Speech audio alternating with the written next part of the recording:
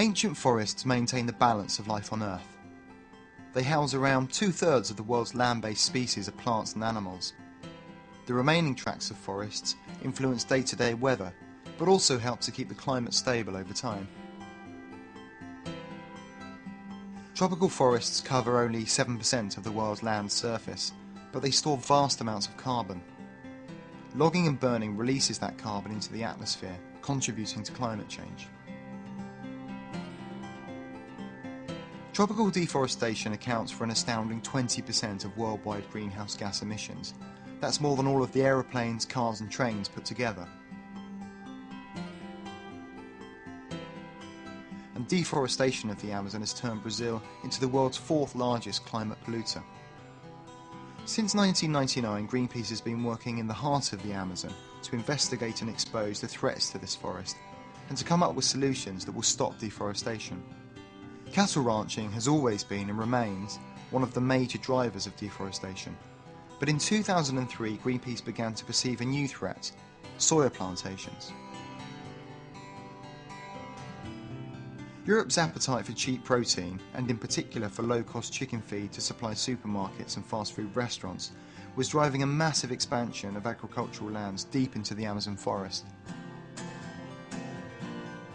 Greenpeace began to document how vast tracts of the Amazon were being burned and bulldozed, quite literally for chicken feed.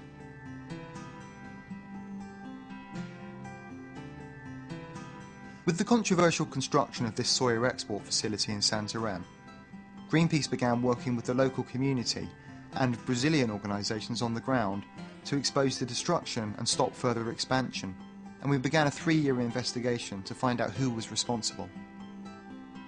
In April 2006, Greenpeace released the results in a report called Eating Up the Amazon, which tracked soy from illegal deforestation directly into the feed supplies of a handful of supermarkets and fast food corporations. We began a campaign to rally consumers to demand change and put an uncomfortable spotlight on some of the world's biggest brands. To their credit, McDonald's was one of the first to respond, and along with other corporate soya consumers, joined with Greenpeace in bringing the major soya traders in Brazil to the negotiating table. The conclusion was a moratorium on the purchase of soya from newly deforested areas in the Amazon, and agreements to improve tracking of soya to avoid destructive purchasing.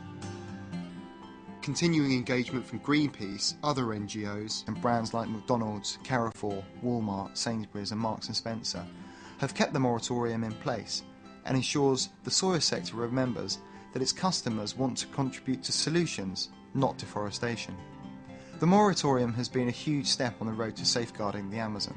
Until permanent forest protection measures are put in place, it's a model that we need to see replicated across the planet. It's a Greenpeace Solutions success story, one which demonstrates that with the right combination of public awareness, consumer pressure and action, not words, we can protect our forests, we can save our planet and we can stop runaway climate change.